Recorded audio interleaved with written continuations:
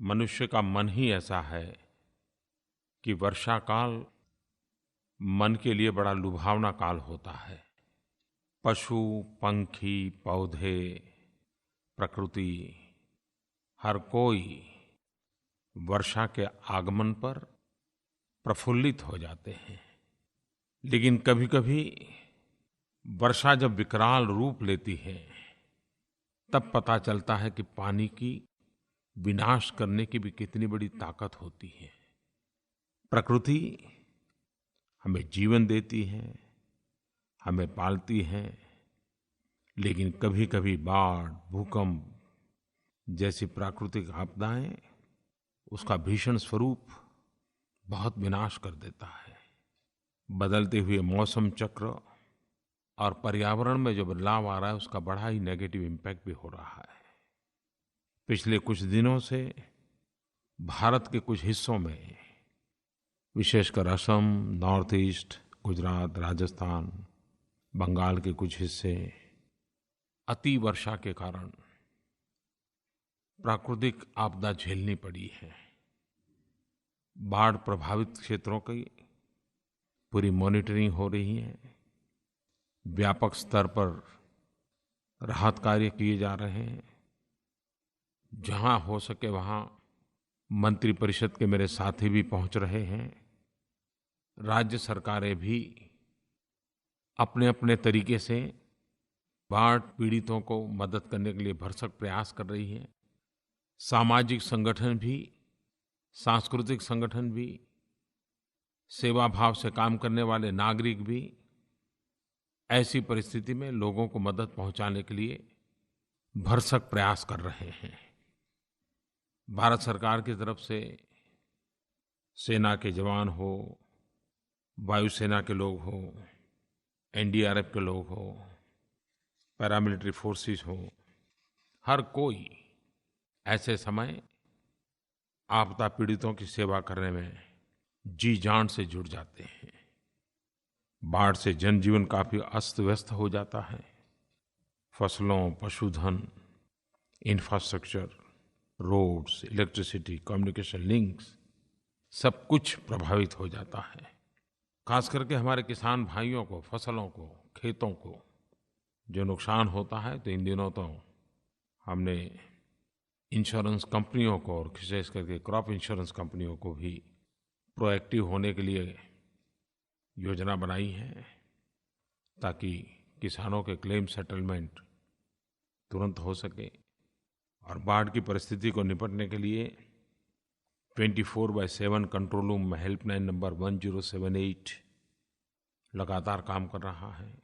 लोग अपनी कठिनाइयां बताते भी हैं। वर्षा ऋतु के पूर्व अधिकतम स्थानों पर मॉक ड्रिल करके पूरे सरकारी तंत्र को तैयार किया गया। एनडीआरएफ की टीमें लगाई गई।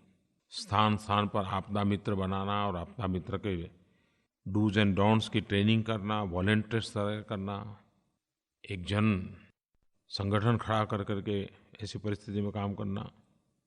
इन दिनों मौसम का जो पूर्वानुमान मिलता है, अब टेक्नोलॉजी इतनी आगे बढ़ी है, स्पेस साइंस का भी बहुत बड़ा रोल रहा है। उसके कारण करीब-करीब अनुमान सही निकलते हैं। धीरे-धीरे हम लोग भी स्वभाव बनाए कि मौसम के पूर्वानुमान के अनुसार अपने कार्यकलापों की भी रचना कर सकते हैं, तो उससे हम नुकसान से बच सकते हैं। जब भी मैं मन की बात के लिए तैयारी करता हूँ, तो मैं देख रहा हूँ कि मुझसे ज़्यादा देश के नागरिक तैयारी करते हैं। इस बार तो जीएसटी को लेकर के इतनी चिट्ठियाँ आई हैं, इतने सारे फ़ोन कॉल आए हैं, और अभी भी लोग जीएसटी के संबंध में खुशी भी व्यक्त करते हैं, जिज्ञासा भी व्यक्त करते हैं। एक फ़ोन कॉल मैं आपको भी सुनाता हूँ। नमस्कार प्रधानमंत्री जी, मैं गुड़गांव से नीतू गर्ग बोल रही हूँ। मैंने आपके चार्टर्ड अकाउंटेंट्स डे की स्पीच सुनी और बहुत प्रभावित हुई। इसी तरह हमारे देश में पिछले महीने आज ही की तारीख पर goods and services tax GST की शुरुआत हुई। क्या आप बता सकते हैं कि जैसा सरकार ने एक्सपेक्ट किया था वैसे ही रिजल्ट 1 महीने बाद आ रहे हैं या नहीं? मैं इसके बारे में आपके विचार सुनना चाहूंगी। धन्यवाद। जीएसटी के लागू हुए करीब 1 महीना हुआ है और उसके फायदे दिखने लगे हैं और मुझे बहुत संतोष होता है, खुशी होती है जब कोई गरीब मुझे चिट्ठी लिख करके कहता है कि जीएसटी के कारण एक गरीब की ज़रूरत की चीज़ों में कैसे दाम कम हुए हैं, चीज़ें कैसे सस्ती हुई हैं। अगर नॉर्थ ईस्ट दूर सुदूर पहाड़ों में, जंगलों में रहने वाला कोई व्यक्ति चिट्ठी लिखता है कि शुरू में डर लगता था कि पता नहीं क्या है, लेकिन अब जब मैं उसमें सीखने समझने लगा तो मुझे लगता है पहले से ज़्यादा आसान हो गया काम, व्यापार और आसान हो गया। और सबसे बड़ी बात है, ग्राहकों का व्यापारी के प्रति भरोसा बढ़ने लगा है।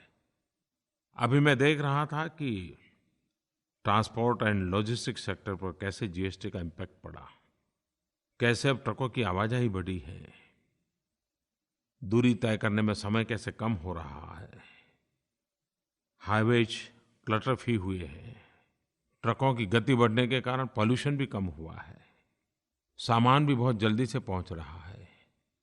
ये सुविधा तो है ही, लेकिन साथ साथ आर्थिक गति को भी इससे बल मिलता है।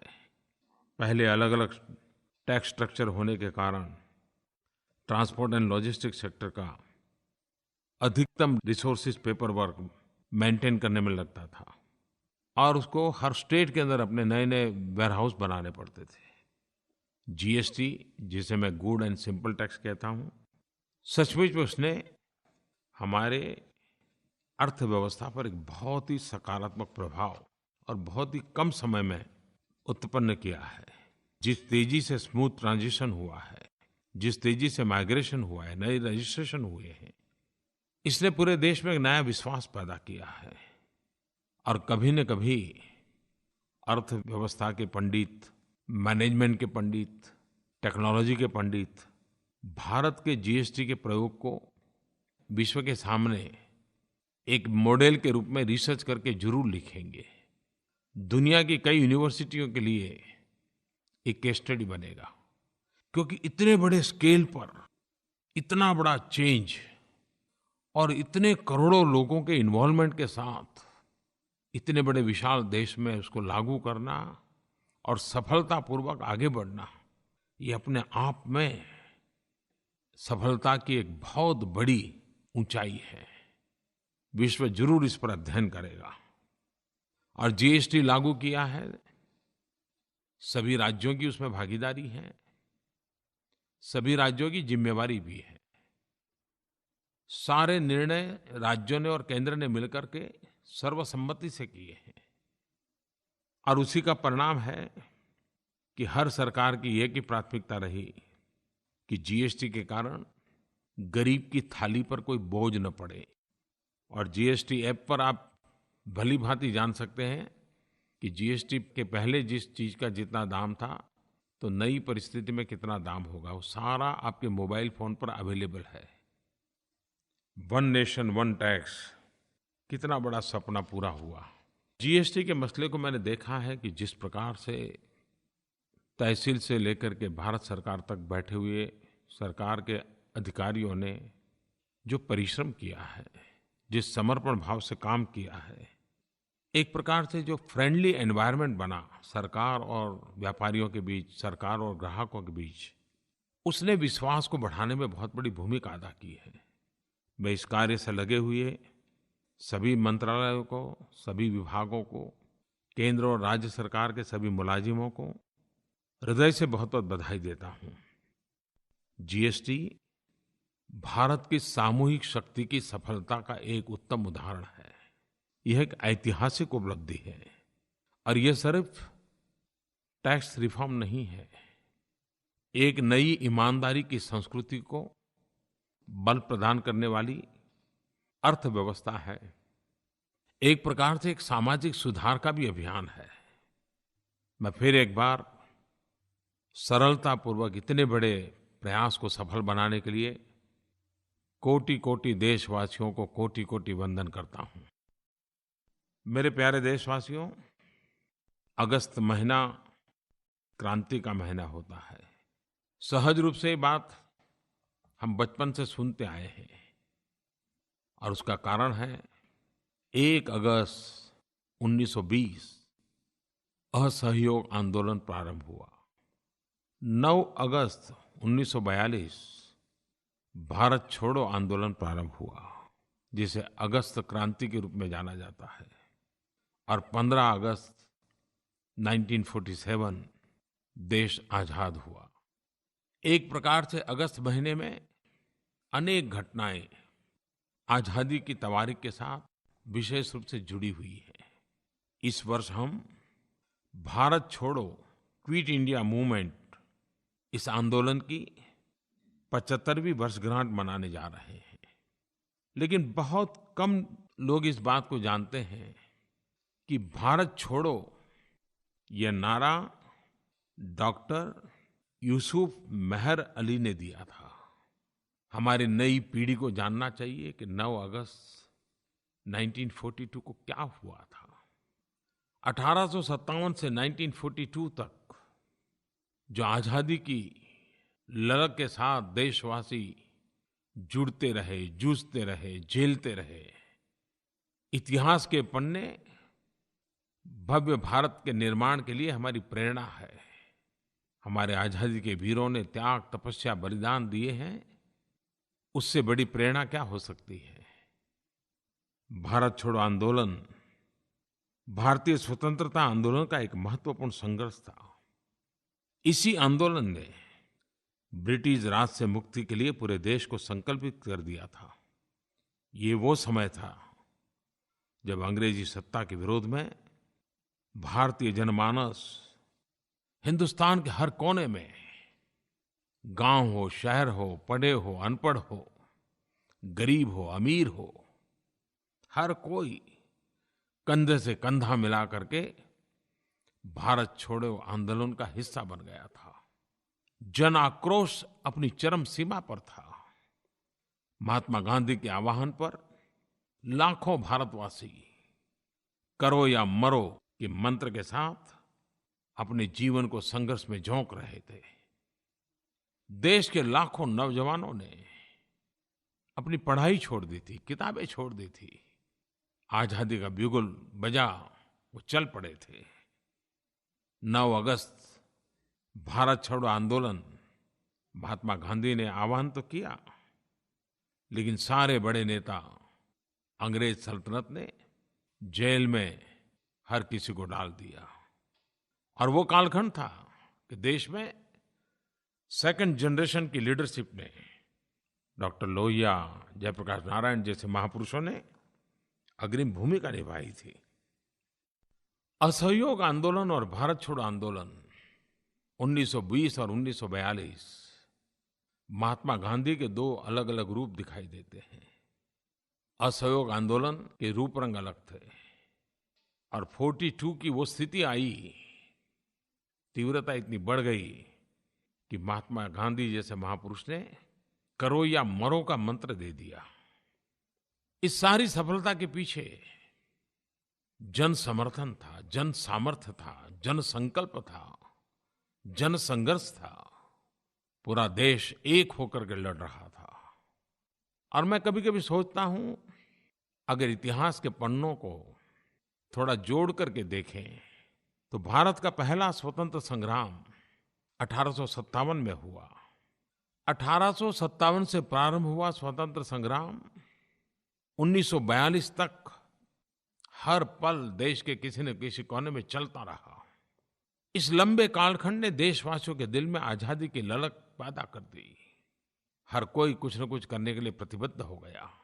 पीढ़ियां बदलती गई, लेकिन संकल्प में कोई कमी नहीं आई। लोग आते गए, जुड़ते गए, जाते गए, नए आते गए, नए जुड़ते गए। और अंग्रेज सल्तनत को उखाड़ करके फेंकने के लिए देश हर पल प्रयास करता रहा। 1857 से 1942 तक की इस परिश्रम ने, इस आंदोलन ने एक ऐसी स्थिति पैदा की कि 1942 इसकी चरम सीमा पर पहुंचा और भारत छोड़ो का ऐसा बिगुल बजा कि 5 वर्ष के भीतर भीतर 1947 में अंग्रेजों को जाना पड़ा। 1857 से 1942 आज़ादी की वो ललक जन जन तक पहुंची और 1942 से 1947 5 साल एक ऐसा जनमन बन गया। संकल्प से सिद्धि के 5 निर्णायक वर्ष के रूप में सफलता के साथ देश को आजादी देने का कारण बन गए। ये 5 वर्ष निर्णायक वर्ष थे। अब मैं आपको इस गणित के साथ जोड़ना चाहता हूं। 1947 में हम आजाद हुए, आज 2017 है, करीब 70 साल हो गए। सरकारें आई गई, व्यवस्थाएं बनी बदली पनपी बढ़ी, देश को समस्याओं से मुक्त कराने के लिए हर किसी ने अपने अपने तरीके से प्रयास किए। देश में रोजगारी बढ़ाने के लिए, गरीबी हटाने के लिए, विकास करने के लिए प्रयास हुए। अपने अपने तरीके से परिश्रम भी हुआ, सफलताएं भी मिली, अपेक्षाएं भी जगी। जैसे 1942 टू 1947 संकल्प से सिद्धि के एक निर्णायक 5 वर्ष थे। मैं देख रहा हूं कि 2017 से 2022 संकल्प के सिद्धि के और एक 5 साल का तबका हमारे सामने आया है।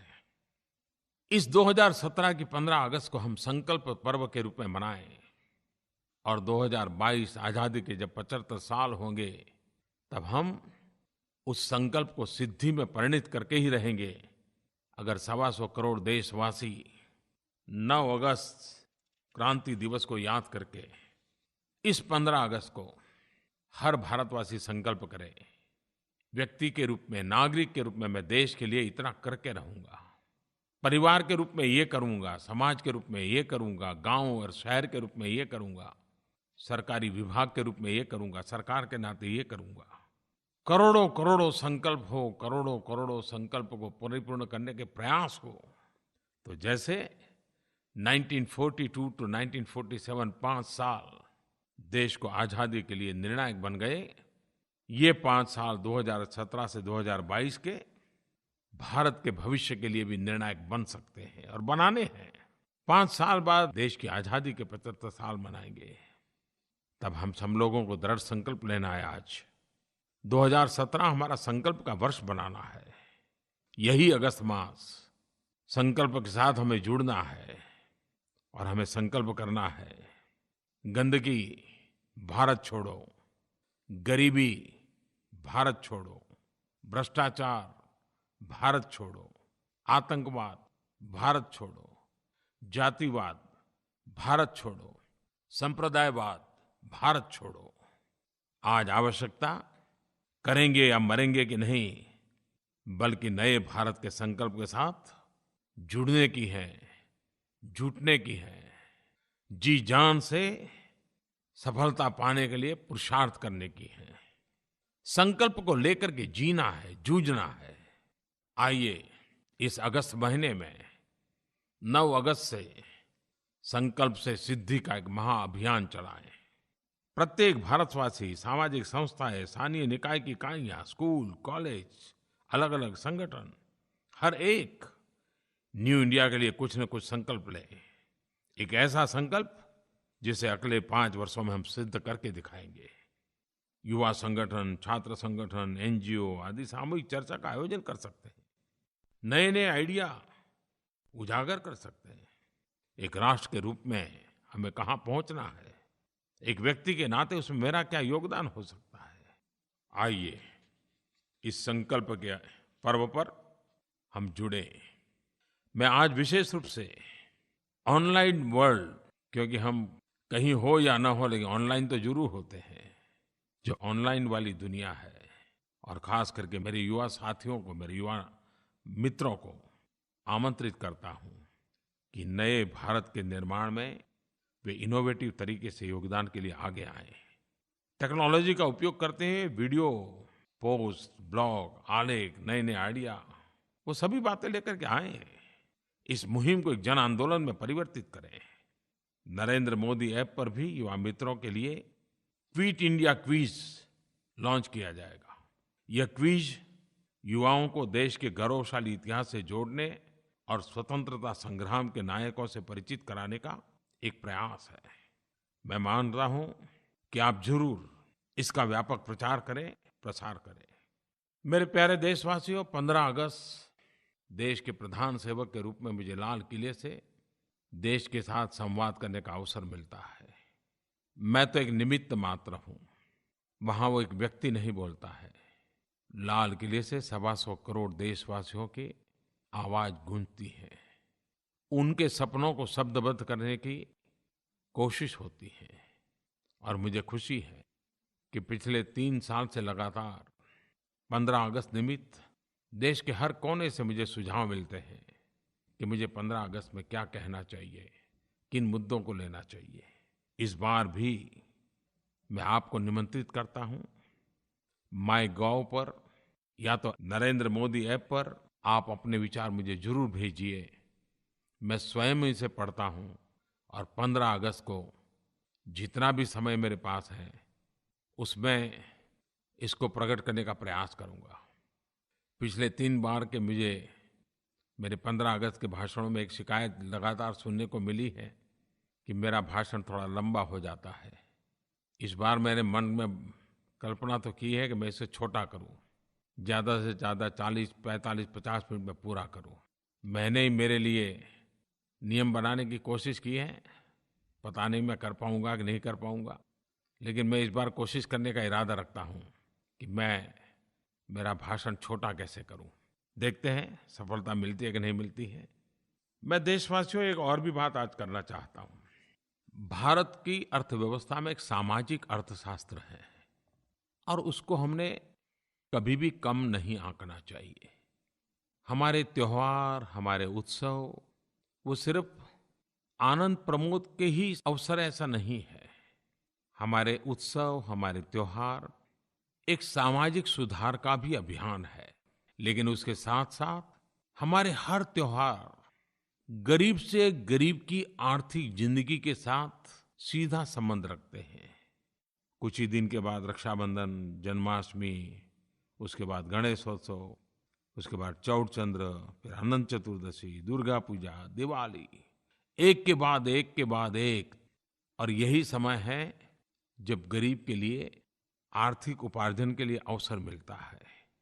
और इस त्योहारों में एक सहज स्वाभाविक आनंद भी जुड़ जाता है। त्योहार रिश्तों में मिठास, परिवार में स्नेह, समाज में भाईचारा लाते हैं, व्यक्ति और समाज को जोड़ते हैं। व्यक्ति से समष्टि तक की एक सहज यात्रा चलती है। अहम से वयम की ओर जाने का एक अवसर बन जाती है। जहां तक अर्थव्यवस्था का सवाल है, राखी के कई महीनों पहले से सैकड़ों परिवारों में छोटे छोटे घरेलू उद्योगों में राखियां बनाना शुरू हो जाती है। खादी से लेकर के रेशम के धागों की न जाने कितनी तरह की राखियां। और आजकल तो लोग होममेड राखियों को ज़्यादा पसंद करते हैं। राखी बनाने वाले, राखियां बेचने वाले, मिठाई वाले, हजारों सैकड़ों का व्यवसाय एक त्योहार के साथ जुड़ जाता है। हमारे अपने गरीब भाई बहन परिवार इसी से तो चलते हैं। हम दीपावली में दीप जलाते हैं, सिर्फ वो प्रकाश पर्व है ऐसा ही नहीं है। वो सिर्फ त्योहार है, घर का सुशोभन ऐसा नहीं है। उसका सीधा सीधा संबंध छोटे छोटे मिट्टी के दिए बनाने वाले उन गरीब परिवारों से है। लेकिन जब आज मैं त्योहारों और त्योहार के साथ जुड़े गरीब के अर्थव्यवस्था की बात करता हूं, तो साथ साथ मैं पर्यावरण की भी बात करना चाहता हूं।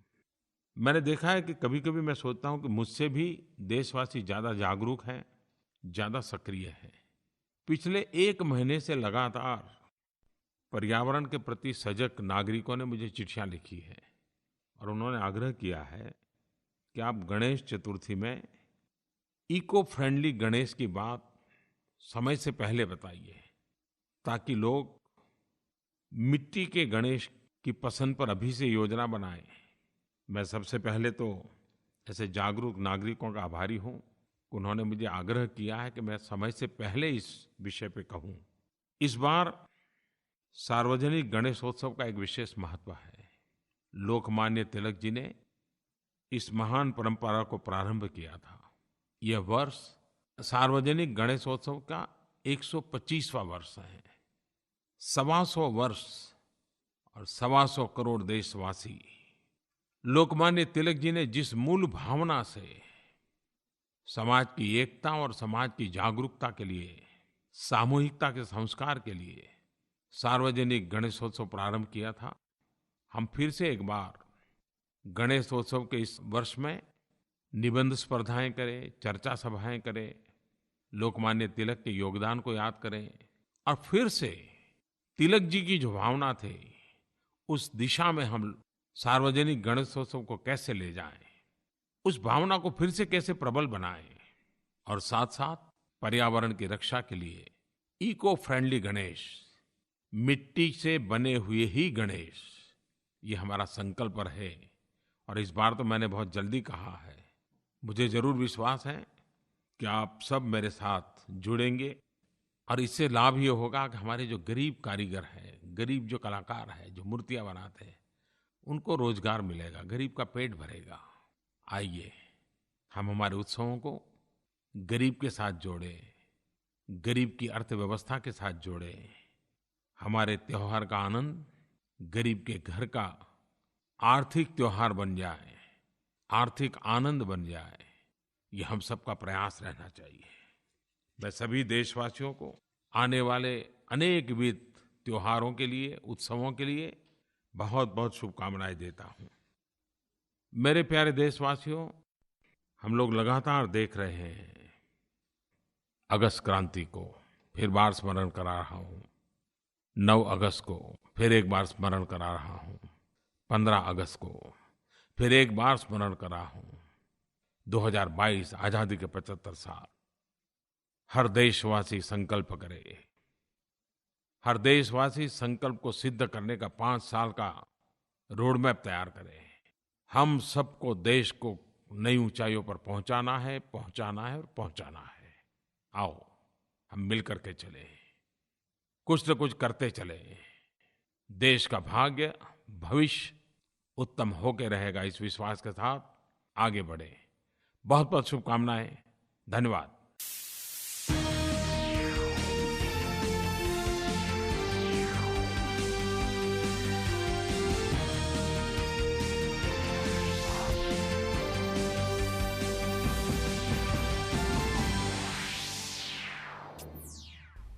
नमस्कार, हमारे विशेष प्रसारण में आप सभी का स्वागत है। मैं हूं रमा त्यागी। आप देख रहे थे प्रधानमंत्री की मन की बात का 34वां संस्करण। हर बार की तरह इस बार भी प्रधानमंत्री ने अपने खास अंदाज में